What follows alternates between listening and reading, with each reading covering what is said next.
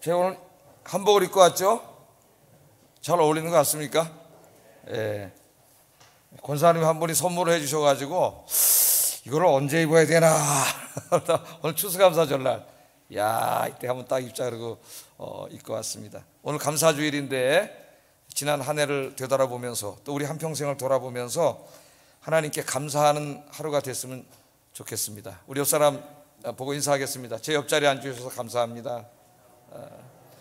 오늘 예배에 오셔서 감사합니다.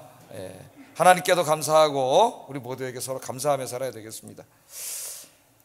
자, 무엇을 감사해야 되는가?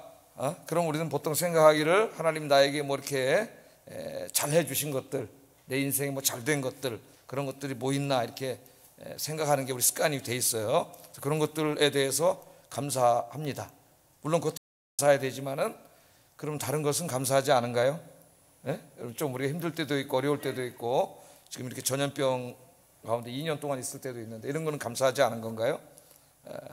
우리가 성경은 우리에게 범사에 감사하라고 가르치고 있죠. 감사하며 살아야 되는데 뭘 감사해야 되느냐? 성경은 범사에 감사하라 그랬습니다. 모든 것에 다 감사해라 그렇게 우리 가르치고 있어요. 자, 그럼 왜 모든 것에 감사해야 되는가? 우리가 또 그렇게 물어볼 수 있습니다. 왜냐하면은 내 인생에 일어나고 있는 모든 일들이 다 나를 향하신 하나님의 선하심과 인자하심의 발로이기 때문입니다. 할렐루야. 그래서 구약의 경건한 사람들은 감사할 때 항상 이렇게 감사의 노래를 불렀습니다. 성경 시편에 여러 구절 나오는데 똑같은 구절이 거의 정형화되어 있어요. 한번 읽어보겠습니다. 시편 106편 1절 시작.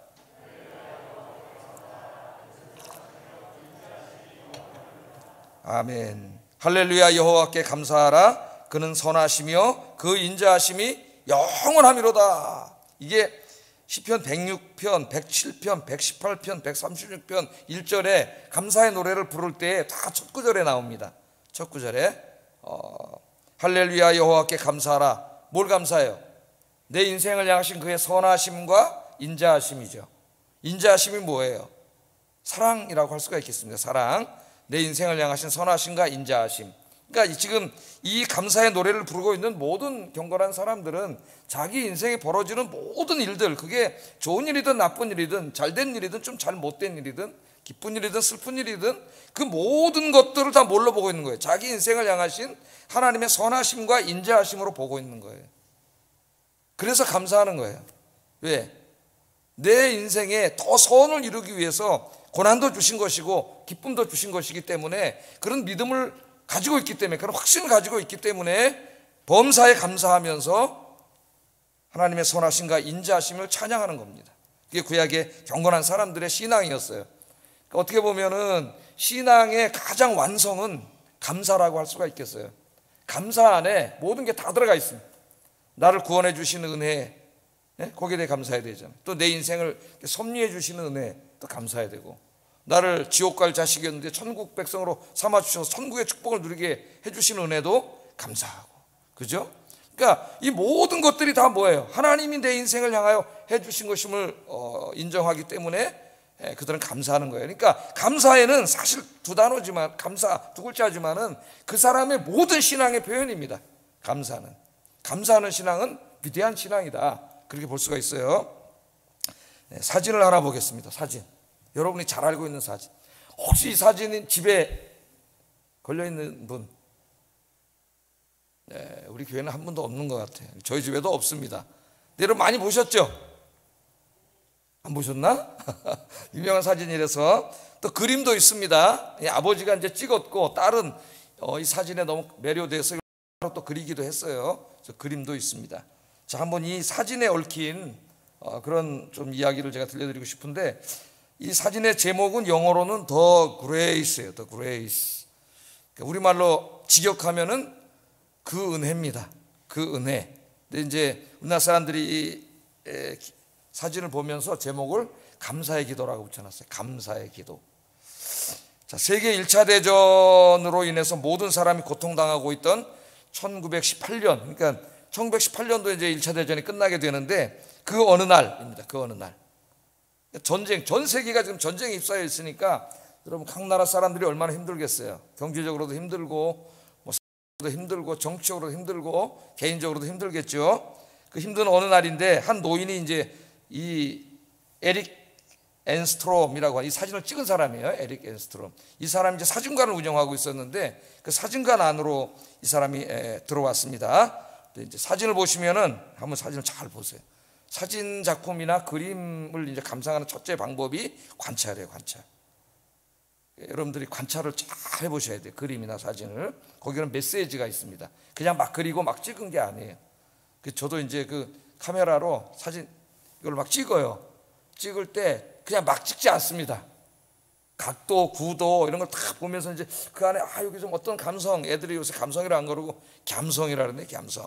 감성이 살아나도록 찍어서 이 사진을 볼 때 뭘 느끼게 인생 감사 이런 걸 느끼게 하려고 이제 찍는 거죠. 저는 뭐 사진 작가도 아니고 아무것도 아니지만은 이 사진도 마찬가지. 자, 노인은 백발이 성성합니다. 아주 남루한 옷을 입고 있었고 우리 척 보기에도 삶에 몹시 지쳐 있었습니다. 지쳐 있는 노인이 전쟁통에 그런 노인이었습니다. 자, 이 노인이 사진관에 들어왔는데 사진을 찍으러 들어온 게 아니고 무슨 사진을 찍으러 들어왔겠어요. 그 신발 털이를 팔러 들어온 거예요. 사진관 주인에게 진흙 묻고 그러면 이제 이렇게 솔로 아마 터는 게 있었던 것 같아요. 우리로 말하면 구두 소리라 할까 뭐 이런 걸 팔러 들어온 겁니다. 그걸로 생계를 유지하던 그런 노인이었어요. 자, 근데 이 노인이 이제 일을 하고 있으니까 잠깐 거기서 이야기하기 전에 사진관에 들어와서 휴식을 취하면서 굉장히 배가 고픈지 가지고 이렇게 들고 다니는 그 허름한 보따리를 하나 풉니다. 근데 그 보따리를 푸니까 나온 게 이제 이 사람의 식사였어요. 이 노인의. 그 그림에 뭐가 있어요? 조그만 빵 한 조각하고 식은 스프 한 그릇이 있습니다. 스프. 그게 이분이 아마 가지고 다니면서 먹었던 빵과 한쪽 스프였어요. 자, 그런데 이 노인이 빵 한 조각과 스프를 두고 식사를 하기 전에 뭘 하고 있습니까 지금? 이 아주 보잘것없는 빵 한 쪼가리에 그 다 식어버린 그 스프를 놓고 이 손을 모으고 감사 기도하는 이분의 모습을 보세요. 얼마나 진지한 기도를 드리고 있는지, 얼마나 감사하고 있는지 이렇게 감사 기도를 하고 있습니다. 사진작가였던 에릭 엔스트롬은 이 노인의 모습을 보고 큰 감동을 받았어요. 전쟁통에 그 힘든 삶 속에서 작은 빵 하나, 스프 한 그릇에 감사하는 노인의 모습 속에서 엔스트롬은 참 신앙의 모습을 발견했다고 이야기합니다. 이게 정말 신앙이구나. 이게 정말 위대한 신앙이구나. 그걸 발견하게 됐다고 이야기합니다. 엔스트롬은 고단하고 가난한 삶 속에서 소박한 빵과 스프에 감사 기도하는 노인이 가난한 한 노인이 아니라 크고 위대한 신앙인으로 보였다고 이야기합니다. 이 노인이야말로 이 세상에서 아무것도 가진 것이 없지만 다른 사람들보다 더 많은 것을 가진 부유한 분이라고 자기는 생각했다 그래요. 왜냐하면 이 사람은 남들이 갖지 못한 하나님의 은혜에 대한 감사하는 마음을 그 조그만 그 말라비틀어진 빵 한 조각과 스프에 이렇게 감사하고 있습니다. 우리의 삶은 어떻습니까? 그래서 이 엔스트롬이 이 기도하는 노인의 사진을 찍은 거예요. 그분 기도하고 있는데 사진을 찍어가지고 미네소타 주에서 열렸던 사진전에 출품에 대해서 이제 최우수상을 이 그림이 받게 되고 사람들에게 이 기도하는 모습이 알려지게 돼서 오늘 우리도 아마 한 번쯤은 여러분들이 보셨을 거예요. 이 그림을 얼마나 경건한 그림입니까, 여러분? 이 그림을 가만히 묵상해 보세요. 저게 신앙생활이에요, 신앙생활.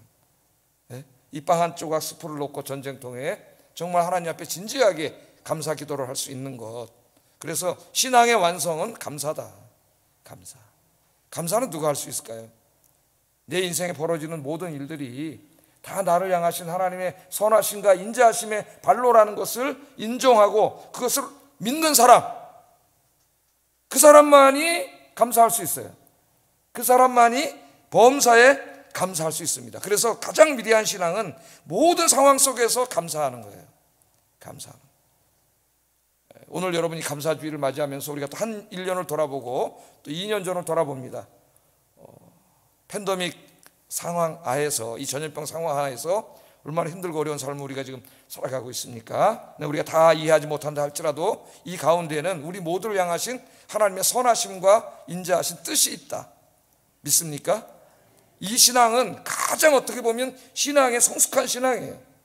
이 신앙을 가지면 진짜 흔들리지 않아요. 그런 이 사람은 항상 감사합니다. 감사. 눈 뜨면 감사로 시작해서 감사로 끝나요. 오늘 오신 우리 아임께 성도님들이 이 기도하는 노인처럼 이런 진짜 경건한 노인, 진짜 위대한 신앙인 되시기를 주의 이름으로 축복합니다. 자, 오늘 본문에 보면은 예수님께서 예수님이 이 10명의 문둥병자들을 고쳐주시는 그런 기적적인 이야기가 나옵니다. 10명의 문둥병자들을 예수님이 고쳐주셨어요. 이 누가복음을 쭉 읽어보면은 예수님께서 갈릴리 사역을 마치시고 이제 예루살렘으로 이렇게 쭉 올라가시죠. 갈릴리에서 사역을 하시고 마지막 예루살렘에 올라가셔서 이제 십자가에서 죽으시는 걸로 마가도 그렇게 기록하고 있고 성경을 기록하고 있습니다. 그 과정 속에 총 5번의 기적을 행하신 이야기들을 기록하고 있는데 오늘 이 본문은 그 중에 4번째 이제 기적 이야기입니다. 4번째 기적이에요. 자, 오늘 본문을 통해서 우리가 여러 가지 주제를 한번 생각해 볼 수 있고 제가 설교할 수 있습니다. 절망적인 상황에 빠져 있는 이 나병 환자들, 문둥병 환자들이 예수님을 향하여 우리를 불쌍히 여겨달라고 하는 간절한 기도, 또 기도할 때 하나님 그 기도를 들어주시고 응답해 주시는 하나님, 뭐 기도의 중요성, 응답에 대한 확신, 뭐 여러 가지 주제로 우리가 설교할 수 있지만 오늘은 감사주일이기 때문에 감사에 초점을 맞추어서 좀 제가 말씀을 증거하려고 그래요.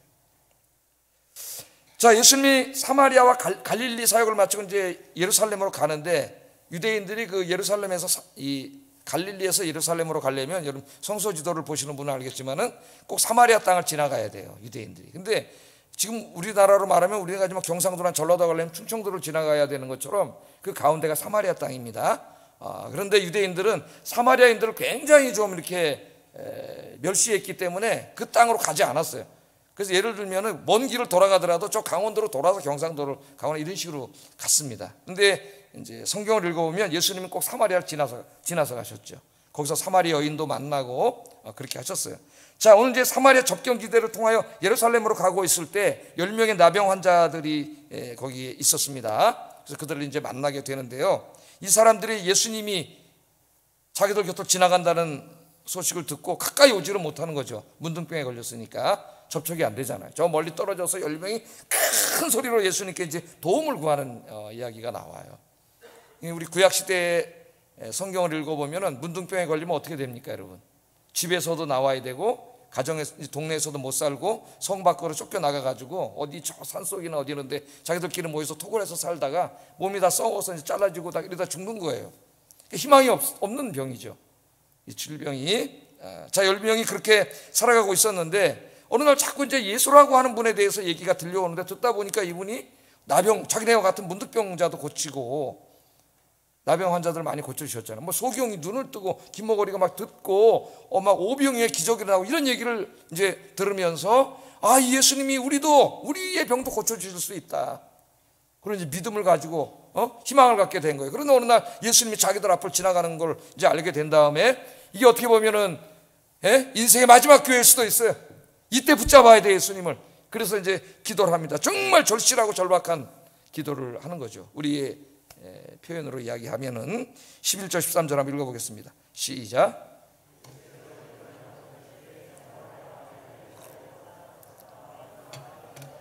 나병 환자 10명이 예수를 만나 멀리 서서 소리를 높여 이르되 예수 선생님이 우리를 불쌍히 여기소서.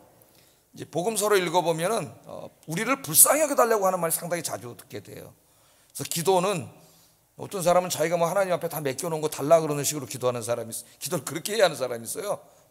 그래서 하나님 앞에 뭐 다 맡겨놓은 것처럼 무슨 권리를 주장하는 듯이 하나님 앞에 달라 그러고 안 주면 내 하나님이 안 믿어, 그런 사람이 있어요. 여러분, 우리는 감히 하나님의 존전에 나갈 수도 없는 죄인이에요. 하나님 앞에 무엇을 달라고 기도할 수도 없는 죄인이에요. 그러나 주 예수 그리스도의 은혜로 우리가 담대히 이제 그 휘장이 씌워지고 주님 앞에 기도할 수 있게 됐습니다. 기도할 수 있고 하나님께 뭘 요청할 수 있다고 하는 것, 이것은 하나님의 큰 특권이고 은혜예요, 은혜. 그래서 우리는 우리 인생을 주님 앞에 다 이야기하면서 우리를 불쌍히 여겨달라고 하나님의 자비와 사랑을 구하는 게 기도지, 내가 뭘 다 맡겨놓고 막 그냥 달라 그러는 게 기도가 아닙니다. 여기서부터 기도에 대한 태도가 달라져야 돼요. 오늘 이 사람들은 그걸 알고 우리를 불쌍히 여겨달라고 정말 절박하게 기도하고 있어요. 그래서 제가 오늘 기도에 대해서 적용을 했다면 아마 기도의 절박성, 절실함, 간절함, 확신, 이런 거에 대해서 강조했을 겁니다. 많은 사람들이 기도가 기도되지 못한다 그랬죠. 잠시 눈을 감고 3분도 5분도 못 돼서 자리에서 일어나거나 앉아 있어도 기도하고 눈 감으면 딴 생각하고 그러다 그냥 가버리는 정말 기도를 잃어버린 세대, 다 그런 건 아닙니다만 여러분 기도에 깊이가 있는 기도하시기 바랍니다. 진짜 기도, 하나님이 들으시는 기도를 해야 돼요. 들으시는 기도, 눈만 감고 있다고 기도하는 게 아니에요. 정말 하나님 앞에 간절하고 절박한 기도를 이들이 합니다. 자, 그래서 예수님께서 이 소리를 들으시고 무시하지 않으시고 들으셨어요. 그래서 그들을 쳐다보십니다. 우리가 기도하면 하나님은 절대로 우리 기도를 무시하지 않았어요. 우리의 기도는 허공에다 대고 막 소리 지르는 그런 게 아니에요. 항상 우리 앞에 계시는, 여기 임재해 계시는 하나님께 나의 모든 사정을 내려놓는 거예요. 아뢰는 거예요. 그러면 하나님 다 들으시고 응답해 주세요. 믿습니까 여러분? 그러니까 기도하셔야 돼요. 기도하는 사람은 오늘 지금이 아무리 힘들어도 희망이 있어요. 왜? 하나님 들으시기 때문에 응답해 주세요. 그러나 기도하지 않는 사람은 내일이 보이지 않는 사람입니다. 왜? 기도하지 않는데 하나님 그 사람 인생에 개입하지 않아요. 여러분 기도하고 계십니까? 기도하세요. 다른 거 못하더라도 다 내려놓더라도 기도하셔야 돼요. 하나님 붙잡으면 하나님이 역사하세요. 하나님 도와주세요. 예수님이 그들을 보시고 이렇게 말합니다. 14절 한번 읽어보겠습니다. 시작. 가서 제사장들에게 너희 몸을 보이라. 좀 이상하죠? 우리를 불쌍히 여겨달라는 말은 우리 이 나병을 고쳐달라는 말이죠. 요새는 이제 한센병이라 그래야 된다는데, 한센병, 문둥병이 굉장히 싫어한다 그래요. 나병도 별로 안 좋아한다 그래요. 그래서 이 병을 발견한 사람이 한센 씨이기 때문에 한센, 미스터 한센병이라고 이제 그렇게 한다는데, 우리가 이제 좀 제 들리게 하기 위해서 나병, 뭐 또 문둥병 그렇게 얘기를 합니다. 자, 너희 몸을 보이라. 이거 치료해달라 그랬으면은 내가 너희를 치료해 주리라 그렇게 말씀을 하셔야 되는데, 그러지 않고 예수님 이상하게 너희 몸을 제사장에게 가서 보이라 그래요. 이게 무슨 말씀이죠? 왜 고쳐달라 하는데 이런 말씀을 하실까요? 물론 불쌍히 여겨달라고 할 때 즉석에서 예수님을 고쳐주신 적도 있습니다. 근데 여기는 이제 제사장을 찾아가라 그래요. 그러니까 우리 주님이 응답을 해주실 때에도 다 똑같은 방법으로 응답해 주시는 게 아니에요. 각 사람의 형편과 사정에 맞게 다 다르게 응답해 주세요. 그래서 설교를 한 구절 읽어놓고 예수님 반드시 이렇게만 응답해 주십니다, 이렇게 설교하는 사람은 이게 그 위험한 사람이에요. 성경 그렇게 말하지 않아요. 다양하게 응답해 주시는, 오늘은 그렇게 말씀을 하셨어요. 여기서는 왜 그럴까요? 여러분, 문둥병에 걸리면 집에서도 나와야 되고 동네에서도 쫓겨나고 성에서 쫓겨나 자기네끼리 어디가 살다 죽어야 됩니다. 그런데 이 나병 환자들이 제사장에게 찾아가는 때가 있어요. 언제냐면은 어떻게 기적적으로 이 병이 낫을 때입니다. 낫지 않는데 낫을 때예요. 그래서 구약 율법에 보면 병이 나면은 이 병이 낫다는 것을 누군가가 보증을 해줘야 돼요. 안 그러면 이 전염이 심하기 때문에 들어올 수가 없습니다. 그때 이제 할 수 있는 게 제사장을 찾아가는 거예요. 그럼 제사장이 그 사람들을 확인해보고 병이 나면은 병이 낫다는 증명서를 써주면 그 증명서를 가지고 이제 집으로 돌아와서 다시 직장도 갖고 동네 사람들하고 살 수 있는 겁니다. 자, 그런 배경을 우리가 안다면 오늘 예수님이 제사장에 찾아가서 네 몸을 보이라 하는 것은 결국 무슨 말이에요? 네가 제사장에게 가기 전에, 가는 동안에 네 병이 날 거라는 말이에요. 그런 의미가 여기에 담겨 있는 거죠. 병이 낫지 않으면 제사장에 갈 일이 없습니다. 만나주지도 않고. 그런데 이 놀라운 말씀을 이 10명의 문둥병자들이 믿었어요. 갈 수도 있고 안 갈 수도 있습니다. 아니 뭐 고쳐주면 여기서 고쳐주면 되지 뭘 거기를 가라 그래. 왜 나 안 갈래? 그러고 기도 안 하는 사람도 있어요. 예? 근데 10명은 갔어요. 오늘 14절에 중반절에 보면 그들이 가다가 갔습니다. 그러니까 믿음이 참 대단하다. 그런 것을 우리가 느낄 수 있어요. 자, 갔는데 정말 믿고 가는 중에 놀라운 일이 벌어졌어. 14절을 다 읽어보겠습니다. 그들이 가다가 깨끗함을 받은지라. 아멘. 이 말씀을 믿고 그들이 제사장에게로 가는 중에 깨끗해졌어요. 가는데 한번 생각을 해보십시오, 여러분. 문둥병에 다 걸려서 막 이러고 있는데, 가는데 막 툭 다 나는 거예요, 막. 예? 제가 여기 약간 이제 그 기름기 있는 피부를 해가지고, 지성 피부라 그러나, 뭐 그래가지고, 조금 뭐 이렇게 피부 트러블이 생길 때가 있어요. 여러분, 좋은 연고를 바르면, 그 다음날 아침에 어떨 때는 금방 난 게 있어요. 깜짝 이렇게 좋아가지고 깜짝 놀란 게 있죠. 그런데 문둥병입니다. 가다 보니까 다 난 거예요, 이 사람들이. 할렐루야. 여러분, 하나님 의지하고 기도하세요. 그러면 그게 여러분 무슨 어떤 육신의 병이든지 아니면 여러분의 경제적인 문둥병이든지 아니면 무슨 관계가 깨지는 문둥병이든지 하여튼 무엇이든지 간에 치유되는 역사가 일어날 줄로 믿습니다. 할렐루야. 하나님이 살아계세요. 자, 여기까지는 굉장히 은혜로운 이야기고 우리 인생에도 여기까지는 굉장히 은혜로운 이야기죠. 내가 하나님께 기도하고 하나님 내 기도를 들어주시고 응답해 주시고 궁핍한 것도 채워주시고 병도 낫게 해주시고, 이 은혜로운 이야기예요. 그런데 오늘 말씀해 보면은 이 이후에 문제가 발생합니다. 문제가, 은혜로운 이야기 이후에. 이게 우리도 마찬가지예요. 여러분, 오늘 우리가 이 시간에 있기까지 이게 다 하나님의 은혜인 줄로 믿습니까? 그럼 항상 우리가 뭐 해야 돼요? 하나님께 감사해야 돼요. 감사. 우리 마음에 감사가 넘쳐야 돼요. 오늘 여기서 문제가 발생한 문제는 감사하지 않는 겁니다. 감사하지 않는 거예요. 그래서 한번 말씀을 보세요. 자, 가다 보니까 10명이 다 났어요. 와, 이게 뭐야? 기적이잖아, 기적. 갑자기 이게 막 깨끗하게 다 났잖아요. 저도 막 뒤에 여기 막 혹 같은 게 하나 나가지고 종기 같은 게, 지난번 제가 간증했잖아요. 이 놀라운 방법으로 치유해 주셔가지고 막 너무 신기해서 감사했는데, 너무 감사하잖아요. 그럼 어떻게 해야 되겠어요? 예수님께 다 달려와가지고 감사하다고 얘기해야 되겠지. 평생 문둥병자로 살다가 죽을 사람들이었는데 예수님이 고쳐주셨잖아요. 그럼 10명이 다 달려와서 예수님께 너무 감사합니다. 뭐 문둥병자니까 뭐 아무것도 없더라도 그 마음이라도 전달해야죠. 뭐 예물이라 있으면 돼야 되겠지만 그런 거 없을 테니까 마음이라도 와서 감사해야 된 그런 표현을 해야 되는데, 오늘 본문에 보면 한 사람, 그것도 사마리아 사람 한 사람 빼고는 아무도 감사하지 않았다는 거예요. 15절 16절 읽어봅니다. 시작.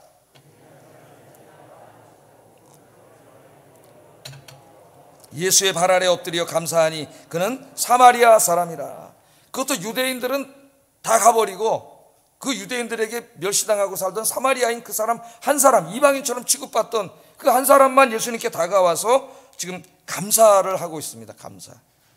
우리는 감사할 줄 모르는 9명의 나병 환자의 모습을 통해서 어쩌면 우리의 모습을 봐야 될지도 몰라요.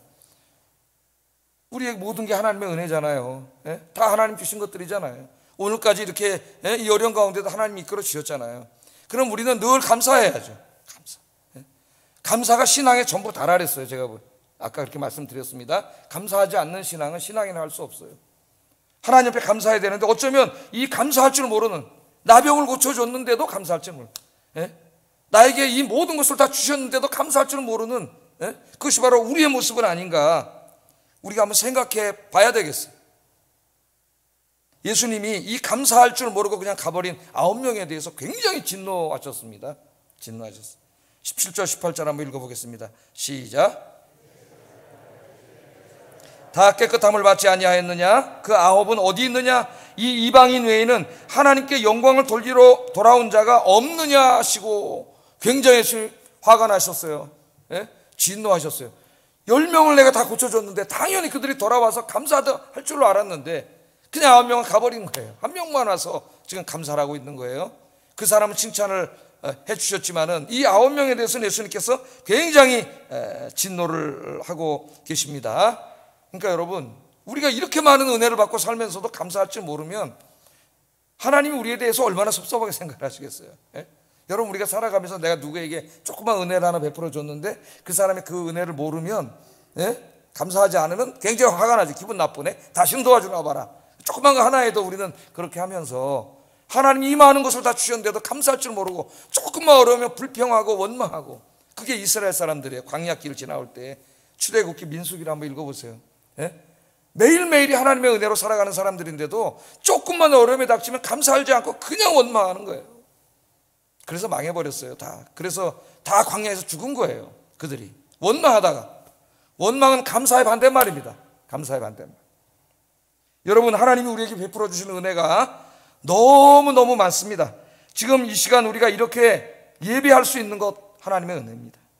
하나님께서는 우리 같은 죄인을 용서하시고 구원해 주셨습니다. 이 은혜만 해도, 이 구원의 은혜만 해도, 이 죄사함의 은혜만 해도 우리가 평생 다 갚아도 갚을 수 없는 은혜, 감사해야 돼요. 왜냐하면 우리를 구원하시기 위해서 하나님 가장 사랑하는 외아들을 희생하셨다는 걸 알아야 돼요. 가장 사랑하는 외아들을 죽임으로 우리를 구원해 주신 겁니다. 그러니까 우리는 내가 구원받았다는 거 하나만, 그 은혜 하나만 알아도 아까 그 노인처럼 그 조그만 빵 조각 하나 놓고 감사할 수가 있는 거예요. 뿐만 아니라 하나님께서는 항상 우리의 삶 가운데 함께 하시면서 우리의 인생을 섭리해 주세요. 네 멋대로 살아라, 나 몰라 그러지 않으시고 우리 인생에 개입하셔서 매 순간순간마다 하나님이 다 이끌어 주신다는 거예요. 섭리는. 우리의 삶을 선한 길로 인도하시고 모든 위험으로부터 지켜주시고 보호해 주십니다. 때로는 잔잔한 물가로 인도해 주시고 때로는 푸른 초장과 맑은 시냇가로 인도해 주십니다. 다윗의 고백이죠. 맛있는 꿀을 먹여주시고 신선한 생명수를 마시게 해주세요.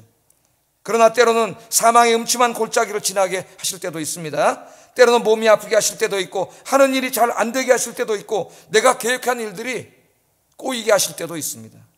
하나님께서는 이처럼 우리들을 눈물의 골짜기로 지나가게 하심으로 겸손하게 하시고 인내를 배우게 하시고 하나님만 의지하는 법을 배우게 하시고 기도의 깊이를 더하게 하시고 우리의 인격과 신앙을 더욱 성숙하게 만들어 주십니다.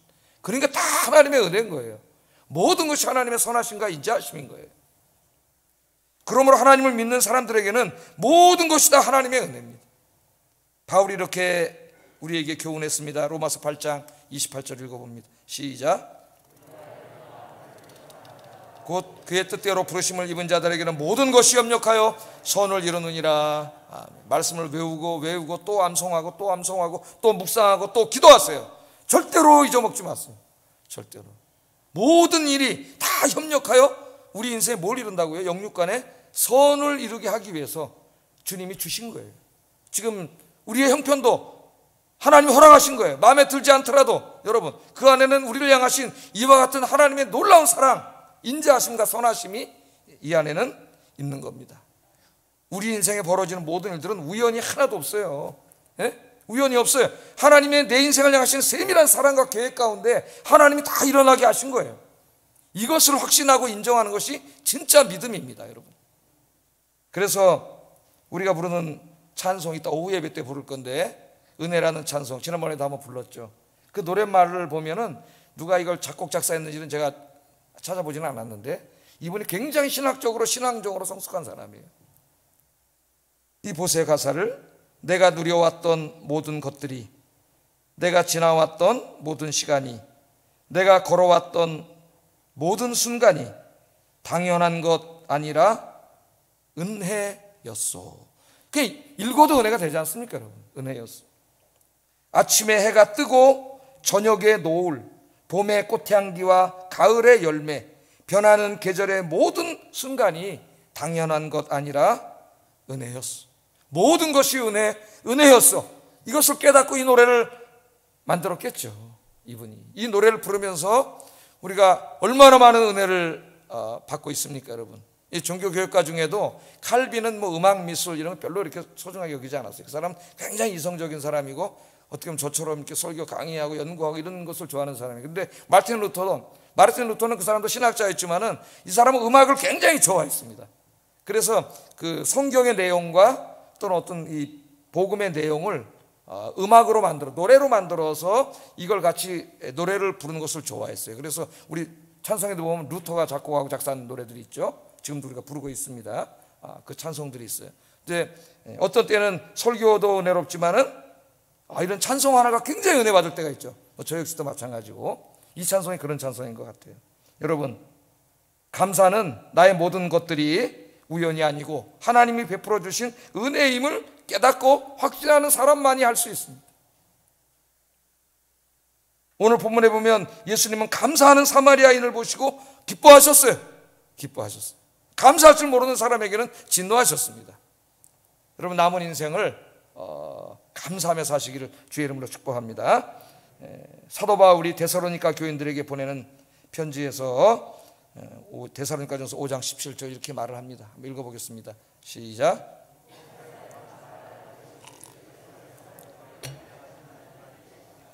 범사니까 모든 일이죠. 모든 일, 내 인생에 모든 일에 감사하라.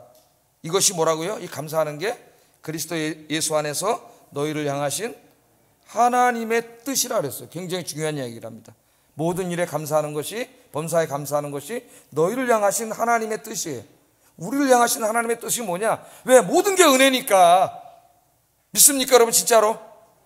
모든 게 은혜니까 감사하는 거예요. 그게 하나님 뜻인 거예요. 제가 두 가지만 얘기할게요. 첫째는 살아있음에 감사하라. 살아있음에. 여러분, 살아있음에 감사하세요. 우리가 살아서 오늘도 푸른 하늘을 보고 맑은 공기를 마시고 이렇게 예배를 드리고 있음에 감사하세요.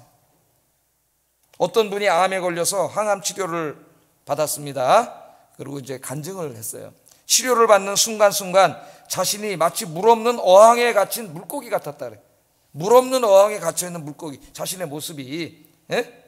그러니까 여러분 이제 뭐 이렇게 암으로 큰 수술을 하거나 이런 이제 수술하신 분 다음에 몰려오는 것이 그 다음에 2차 고통이 이제 마음의 고통이에요. 우울증이 찾아와요. 우울로 굉장히 많은 고통을 당합니다. 우울증이. 근데 여러분들 이제 수술해서 다 낫다 그렇지만은 그분의 마음에 또 우울이 찾아올 수 있기 때문에 우리가 늘 관심을 가져주고 기도해 줘야 돼요. 그분들을 위해서.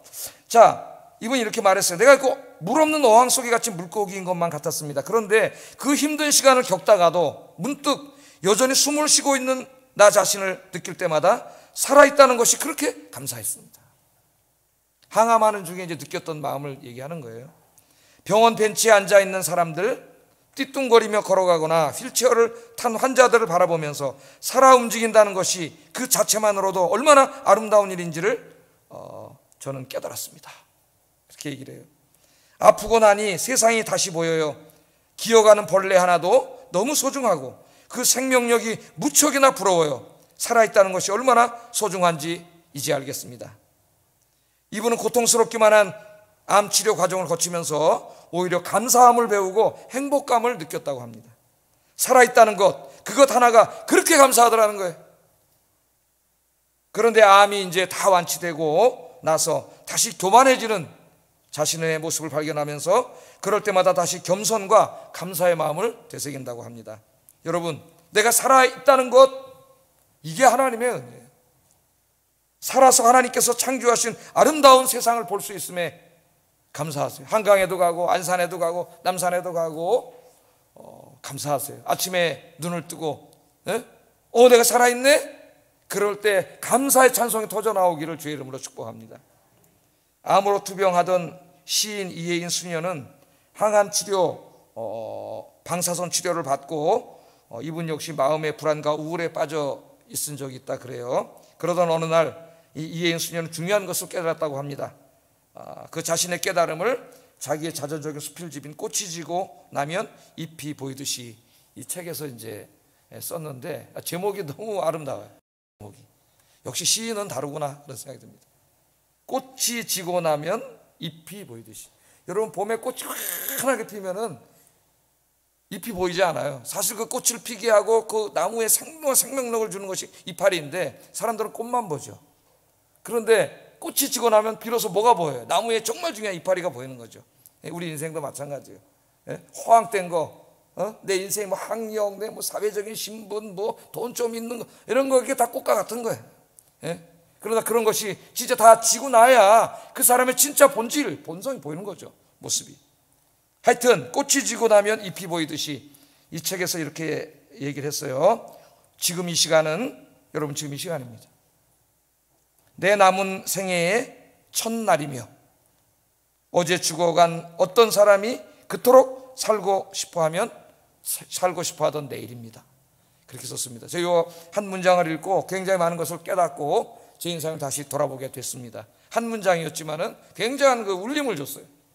지금 이 시간은 내 남은 생의 첫날이잖아요. 여러분 남은 생이 오늘 첫날입니다. 이 시간이. 그리고 어제 죽어가던 어떤 사람이 그토록 살고 싶어하던 내일.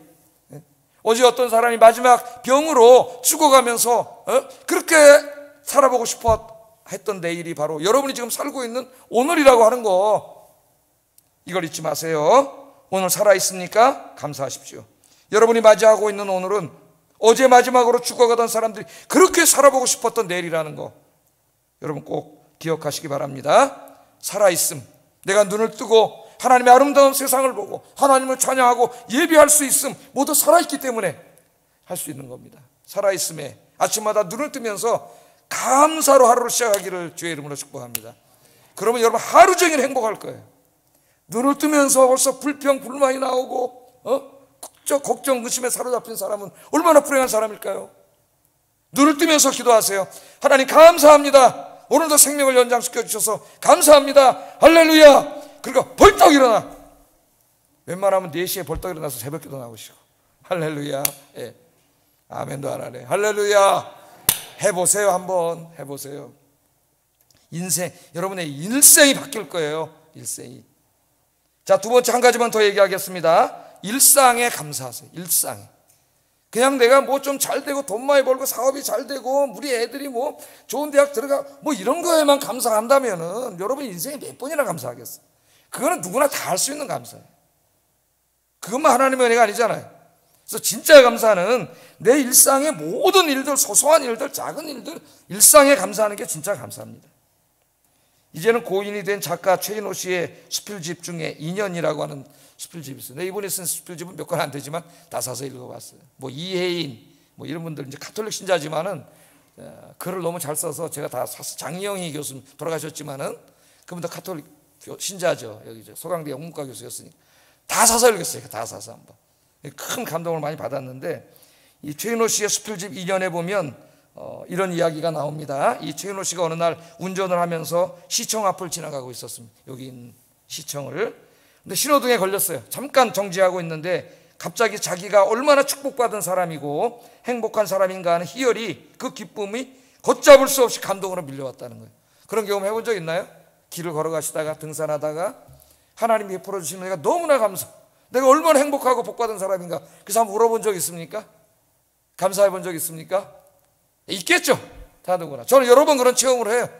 어떨 땐 책을 많이 읽는 편인데, 책을 많이 읽다가 지난주죠. 지난주 금요일인가 목요일인가 그 노벨 경제학상을 수상한 그 두 공저자가 스승과 제자이면서 또 부부이기도 하더라고. 그 좋은 경제가 뭔가 하는 책 650페이지짜리 큰 책을 썼는데, 내 목사인데 이제 그 책을 읽었어요. 정말 우리 모든 사람들이 서로 사랑하고 화목하고 그렇게 너무 불평등이 없이 모두가 잘 사는 그런 사회를 만들 수 있는 좋은 정책, 좋은 경제 정책은 뭔가, 이 사람들이 뭐라고 얘기하는가 내가 궁금해서 다 읽었어요. 그걸 아주 650페이지를. 정말 많은 방안들이 있고 아이디어들이 있고, 이게 이런 사람들을 정치인으로 뽑아야 되는데 그런 생각이 들었어요. 그 책을 읽다가 너무 감동을 받았어요. 그 두 사람의 신앙은 제가 모르겠으나 그 사람들이 추구하고 있는 정신은 완전히 성경의 이웃사랑 정신이에요. 노벨 경제학자로서 자기들 혼자 명예와 돈, 뭐 잘 살고 이런 게 아니라 정말 저 인도와 저 동남아시아, 아프리카의 그 아주 빈민, 하루에 제 1달러 갖고도 1달러도 없이 그렇게 굶주려 살아가는 모든 사람들이 다 안정되고 또 지속적인 아주 양질의 좋은 직장을 갖고 그렇게 돈을 벌고 가족을 이루고 그렇게 살아가는 정책이 뭔가, 그렇고 우리가 어떻게 해야 되는가, 그런 이야기입니다. 그러니까 너무나 큰 감동을 받았어요. 눈물이 나더라고, 눈물이. 그래서 기도를 했어요.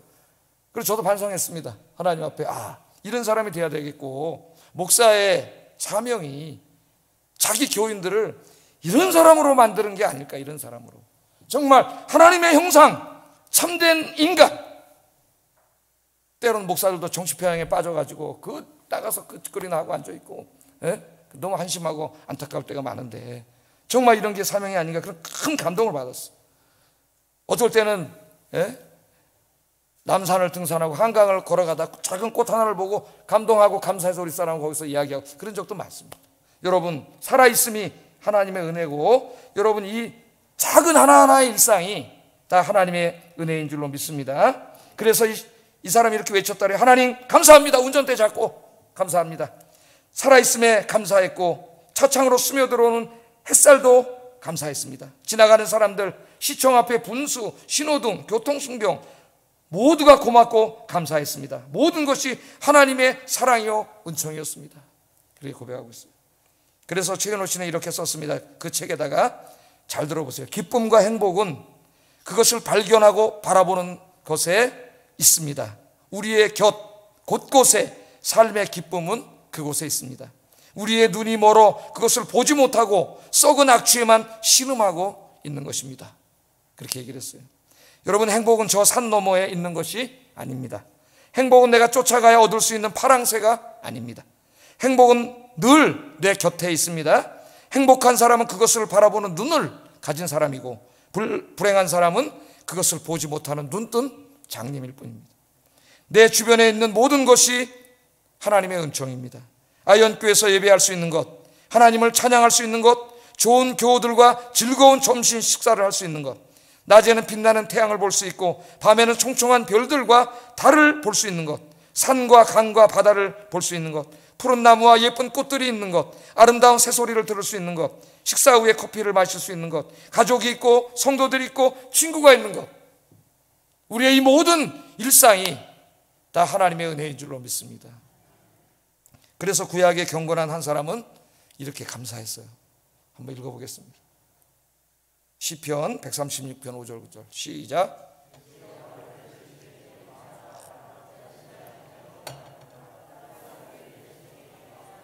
그 인자하심이 영원하미로다. 큰 빛들을 지으신 이에게 감사하라. 그 인자하심이 영원하미로다. 해로 낮을 주관하게 하신 이에게 감사하라. 그 인자하심이 영원하미로다. 달과 별들로 밤을 주관하게 하신 이에게 감사하라. 그 인자하심이 영원하미로다. 아멘. 뭘 감사하고 있습니까? 이 사람이 돈 많이 주시거나 무슨 권력을 주셔서 그런 것 때문에 감사하고 있습니까? 큰 집을 주시고 아파트를 주시고 그래서 감사하고 있습니까? 이 사람은 아침에 눈을 떠서 살아있는 것에 대해서 감사하고, 그 다음에 자기 이제 눈으로 보이는 모든 것들에 대해서 감사하고 있잖아요. 예? 땅과 들과 산을 보면서 감사하고, 강과 바다를 보면서 감사하고, 저 하늘에 있는 태양과 별과 달들을 보면서, 들의 풀과 꽃들을 보면서, 이게 다 하나님의 은혜구나, 하나님이 주신 것이구나. 그래서 눈 뜨고 바라보는 모든 게 하나님의 은혜예요. 그러니까 이 사람은 진짜 눈 뜨고 바라보는 모든 곳에서 하나님을 만나는 사람이에요. 하나님을 보는 사람. 그럼 이 사람은 얼마나 행복할까요, 여러분? 이 사람보다 행복한 사람이 있을까요? 행복을 엉뚱한 곳에 가서 찾지 마세요. 하나님께로 더 가까이 오세요. 하나님 앞에 더 무릎 꿇고 기도하고 예배하세요. 그러면 하나님이 여러분의 눈을 열어주실 거예요. 그러면 여러분이 보는 모든 것 속에 하나님이 보일 겁니다. 그 하나님 만나시는 여러분 되기를 주의 이름으로 축복합니다. 기도하겠습니다. 내 인생의 모든 것들이 우연이 아니라 모든 것이 하나님의 은혜임을 깨닫는 믿음을 주세요. 두 번째, 내가 살아있음이 감사하고 나의 모든 작은 일상이 감사하는, 범사에 감사하는 그런 삶을 살게 해주세요. 기도하겠습니다. 사랑하신 아버지 하나님, 감사합니다. 오늘 귀한 말씀을 통해 이 감사 주일에 특별히 한 주간 또 1년을 되돌아보고 2년을 되돌아보고 우리 인생을 되돌아보게 하신 것 감사합니다.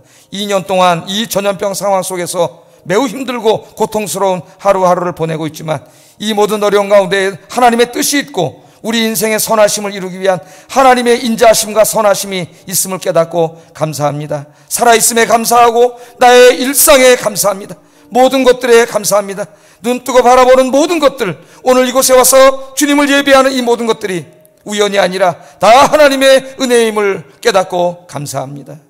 아침에 눈을 뜨며 감사하게 하시고 하루에 눈을 감고 잠자리에 들 때 감사하는 진짜 위대한 신앙인들이 되게 하여 주시옵소서. 아까 그 노인처럼 그 초라한 빵 한 조각 다 식어버린 수프 한 그릇을 내려놓고 거기에서 두 손을 모으고 경건하게 기도하며 감사하는 진짜 신앙인이 되게 하여 주시옵소서. 예수님 이름으로 기도드립니다. 아멘.